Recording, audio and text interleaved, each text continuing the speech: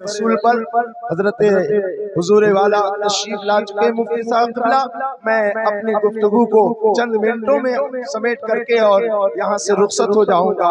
اور دیکھیے، میں نے جس آیت کریمہ کی تلاوت کا شرف حاصل کیا ہے، اللہ تبارک و تعالی کلام بلیغ میں ارشاد فرماتا ہے وَلَا تَقُولُوا لِمَنْ يُقْتَلُ فِي سَبِيلِ اللَّهِ أَمْوَاتٌ بَلْ أَحْيَاءٌ وَلَكِنْ لَا تَشْعُرُونَ، جس کا مفہوم یہ ہے کہ اے لوگوں جو میرے راستے میں مارے جائیں، جو میری راہ میں قتل کیے جائیں، انہیں مردہ نہ کہو بلکہ وہ زندہ ہیں، لیکن تم ان کی زندگی کو سمجھ نہیں سکتے، تمہیں ان کی زندگی سمجھنے کا شعور نہیں ہے۔ آؤ دیکھو، اللہ تبارک و تعالیٰ نے ایک جگہ فرمایا کہ جو میرے راہ میں قتل کیے جائیں انہیں مردہ نہ کہو، لیکن دوسری جگہ اللہ تعالیٰ قرآن مقدس میں ارشاد فرماتا ہے جو میری راہ میں مارے جائیں، جو میری راہ میں قتل کیے جائیں، جو میری راہ میں اپنی پیاری جان کو قربان کرے، انہیں مردہ گمان بھی نہ کرو، سوچو بھی نہیں۔ حضرات محترم، آپ توجہ سے میری بات کو سنیے گا۔ اللہ تبارک و تعالیٰ نے قرآن مقدس میں شہیدوں کی زندگی کی گواہی دی ہے اور شہیدوں کی زندگی کے بارے میں بیان فرمایا ہے۔ اب کچھ لوگ کہہ دیا کرتے ہیں کہ اللہ اکبر کبیرہ، وہابی دیوبندی کہتے ہیں کہ نبی مر کر مٹی میں مل گئے، معاذ اللہ رب العالمین۔ اللہ اکبر، اتنی بے باکی کے ساتھ یہ گندا عقیدہ پھیلایا جا رہا ہے۔ اے عوام اہل سنت، اے میر نصر اللہ شاہ غازی کے دربار میں بیٹھنے والوں، آپ بڑے بھولے ہو، آپ لوگوں کی باتوں میں آ جاتے ہو اور وہ جو تمہیں پڑھاتے ہیں اسے پڑھنے لگتے ہو، وہ جو تمہیں بہکاتے ہیں تو ان کے بہکاوے میں آ جاتے ہو۔ لیکن سنو، اس دیار سید میر نصر اللہ شاہ غازی کے دیار سے تم یہ پیغام لے کر کے جاؤ کہ سبحان اللہ، جب اللہ کے پیارے پیغمبر کے امتیوں کی زندگی کی گواہی، امتیوں کی زندگی کی گواہی قرآن مقدس دے رہا ہے، تو جب نبی کے امتی زندہ ہے تو سبحان اللہ امام الانبیاء بدرجہ اولا زندہ ہے۔ اور ان کی زندگی کی شان یہ ہے کہ تو زندہ ہے واللہ، تو زندہ ہے واللہ، میرے چشم عالم سے چھپ جانے والے۔ حضرات، آج شہیدوں کے دربار میں آپ تشریف فرما ہے۔ حضرات، 1021 سال ہو گئے اور ان کی بارگاہ میں لوگ حاضری دیتے چلے آ رہے ہیں۔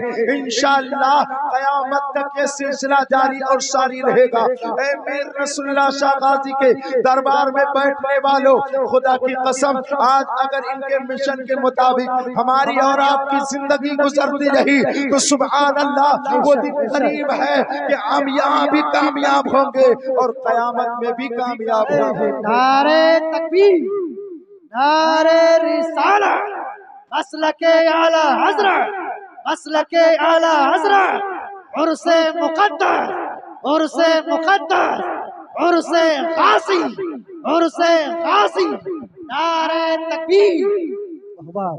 حضرات، اللہ کے پیارے پیغمبر حضور احمد مجتبیٰ محمد مصطفیٰ صلی اللہ تعالی علیہ وسلم حدیث پاک میں فرماتے ہیں، جس کا مفہوم میں عرض کر رہا ہوں، میرے آقا فرماتے ہیں کہ جب کوئی شہید ہوتا ہے تو اسے چونٹی کاٹنے بھر کے یا چٹکی کاٹنے بھر کے درد ہوتا ہے۔ سبحان اللہ کہیے، سبحان اللہ کہیے، اللہ اکبر کبیرہ۔ یہ معاملہ آپ کو سمجھ میں آئے گا کہ بھلا ایک انسان جو میدان میں جائے اور جنگ کرے، دشمنوں سے جو ہے تلواریں ٹکرائیں اور دشمنوں سے ٹکرا جائے، دشمنوں سے مقابلہ کرے، دشمنوں پر حملہ آور ہو اور وہ جنگ میں شہید ہو جائے، بھلا بتاؤ، کبھی اس کے ہاتھ کٹ رہے ہیں، کبھی اس کا گلا کٹ رہا ہے، کبھی اس کی گردن کاٹی جا رہی ہے، کبھی اس کی ٹانگیں کاٹی جا رہی ہے، کبھی اس کی آنکھیں نکالی جا رہی ہے، لیکن میرے آقا نے فرمایا ہے کہ اسے چونٹی کاٹنے بھر کا درد ہوگا یا چٹکی کاٹنے بھر کا درد ہوگا۔ یہ معاملہ سمجھ میں نہیں آ رہا ہے، لیکن سبحان اللہ ہے قول محمد، قول خدا، فرمان نہ بدلا جائے گا، بدلے گا زمانہ لاکھ مگر قرآن نہ بدلا جائے گا۔ یہ بات سمجھ میں آ رہی ہے؟ جنگ میں کوئی گلی ڈنڈا کھیلنے تھوڑی نہیں جا رہے بھائی۔ جو لوگ جنگ میں جاتے ہیں انہیں کبھی توپوں کا سامنا کرنا پڑتا ہے، کبھی بم و بارود کا۔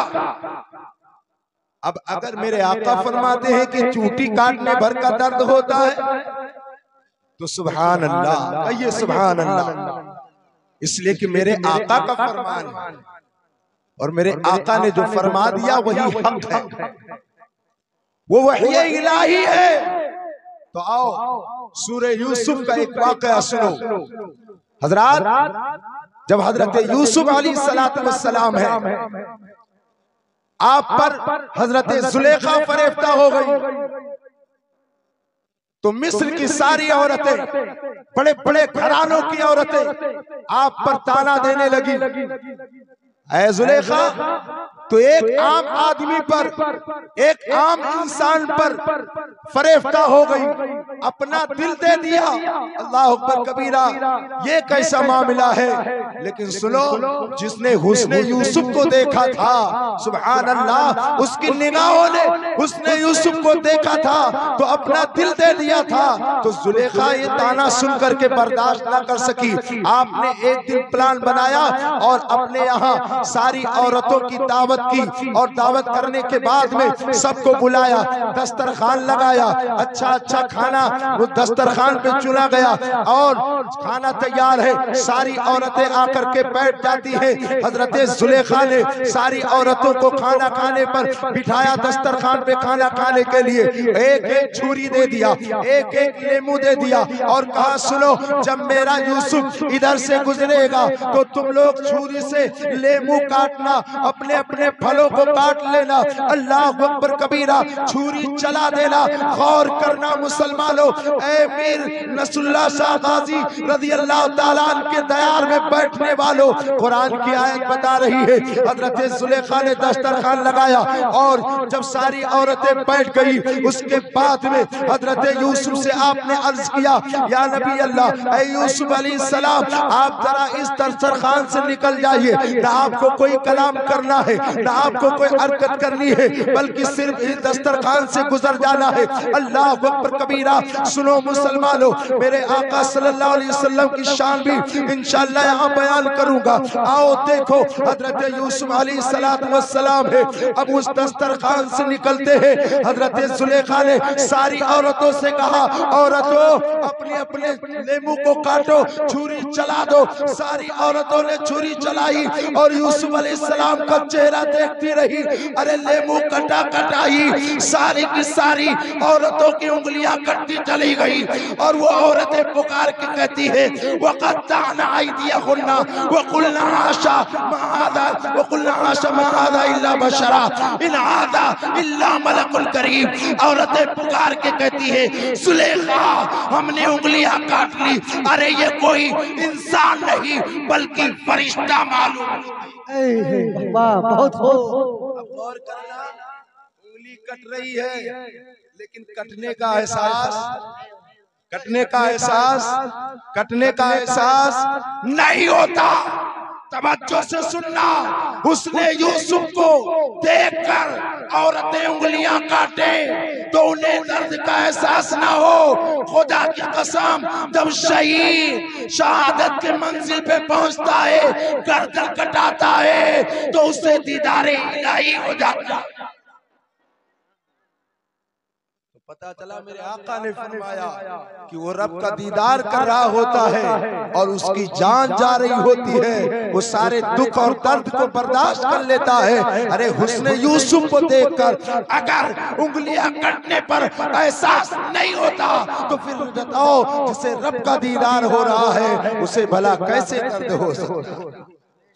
میرے دوستو، بس میں یہ کہنا چاہتا ہوں، یہ یوسف علیہ السلام کے حسن کا یہ عالم کہ مصر کی عورتیں انگلیاں کاٹ رہی ہیں، پھر مدینے کے تاجدار کے حسن کا عالم کیا ہوگا؟ اعلیٰ حضرت کہتے ہیں، حسن یوسف پہ کٹی مصر میں انگشت زنا، سر کٹاتے ہیں تیرے نام پہ مردان عرب۔ وہاں حسن یوسف پر عورتوں نے انگلیاں کاٹی تھی اور کا انگلی نہیں کاٹی بلکہ پھل کاٹ رہی تھی، لیکن جب مدینے میں آ کر آپ دیکھیں گے مختار کائنات کے عاشقوں کو دیکھیں گے تو یہاں کٹ نہیں رہی ہے بلکہ سارے صحابہ اس کو تیار ہے، یا رسول اللہ یا رسول اللہ حکم ہو تو ہم اپنی گردنیں کٹا دے، اور بہتوں نے گردنیں کٹا کر کے اور دنیا کو پیغام دیا مر جائیں گے مٹ جائیں گے اے دوست مگر ہم سر ظلم کی چوکھٹ پہ کبھی خم نہ رکھیں۔ بہت ہو۔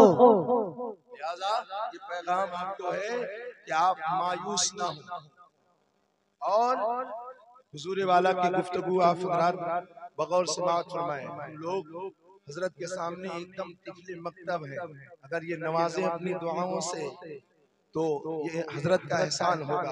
بہر کیف اس دربار میں آپ تشریف فرما ہیں، ان کے مشن کے مطابق آپ زندگی گزاریے، انشاءاللہ تعالی آپ کی دنیا و آخرت سنور جائے گی، اور ان کے در سے یہ پیغام ملتا ہے کہ پیارے حبیب کو پکار، پیارے نبی کا نام لے، دامن مصطفیٰ میں آ، پائے رسول تھام لے، دوزخی ہے بغیر حب حضور، عمر بھر ارتقا کرے کوئی، دشمن احمد پہ شدت کیجئے، ملحدوں کی کیا مروت کیجئے، غیظ میں جل جائے بے دینوں کے دل، یا رسول اللہ کی کثرت کیجئے، یا رسول اللہ کی کثرت کیجئے، جو نہ بھولا ہم غلاموں کو رضا، یاد اس کی اپنی عادت کیجئے۔ اللہ تعالیٰ اس بابرکت اور متبرک محفل کو اپنی بارگاہ میں قبول و مقبول فرمائے۔ اگر ہمارے بولنے میں کوئی امن سامن لغشے ہو گئی ہو تو رب قدیر اپنے حبیب کے صدقے تو فیض سے معاف فرمائے۔